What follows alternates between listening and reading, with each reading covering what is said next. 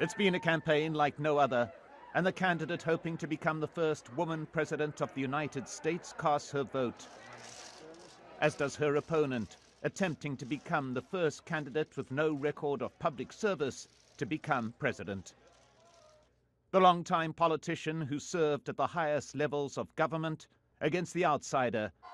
It is time to drain the swamp in Washington, D.C.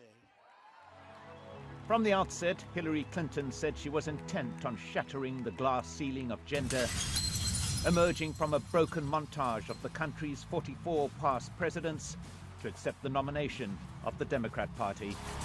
But the gender debate morphed from the inspiring into the sordid, as numerous allegations were made about Donald Trump's treatment of women, reaching a new low with an off-camera recording of the candidate a number of years ago. Grab him by the...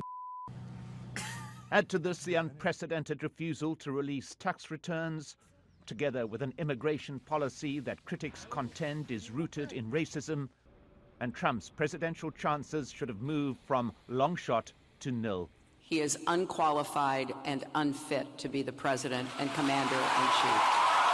And yet the race remained neck and neck up until the end, in no small part due to the ongoing controversy of Clinton using a private email server while Secretary of State. Crooked Hillary Clinton. And believe me, folks, she is crooked. But for many, the most disturbing moment in a campaign packed with incident was Donald Trump's apparent rejection of the most basic democratic concept. The loser concedes to the winner, and that the country comes together in part for the good of the country. Are you saying you're not prepared now to commit to that principle? What I'm saying is that I will tell you at the time. I'll keep you in suspense.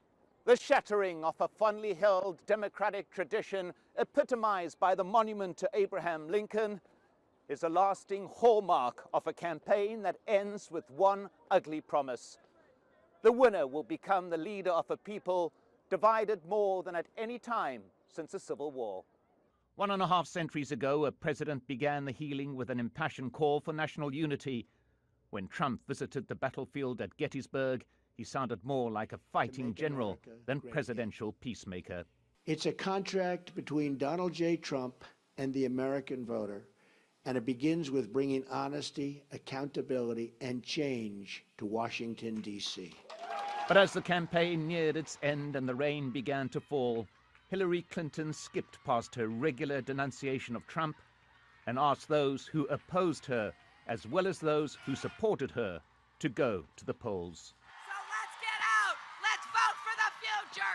Let's vote for what we want for our country and our children and our grandchildren!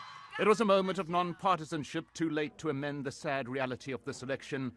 The millions who've been lining up at the polls may not be voting for the candidate they like the most, rather for the one they dislike the least. Mike Hanna, Al Jazeera, Washington, D.C.